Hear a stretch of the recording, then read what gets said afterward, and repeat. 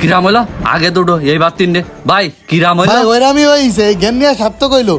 এতে সরেন আর মারবো না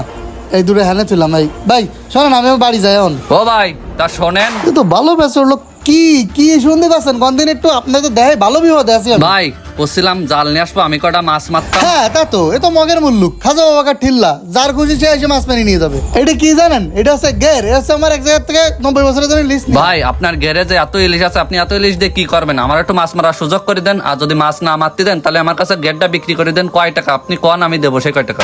কথা আপনি খারাপ করনি ভাই মাছ তো এত মাছ দিয়ে কি করবো গেট তো বিক্রি করে দেওয়া যায় ভাই কিন্তু সপ্তাহ হচ্ছে আমার সিজনে সিজনে খাওয়ার ইলিশ দিতে হবে তাহলে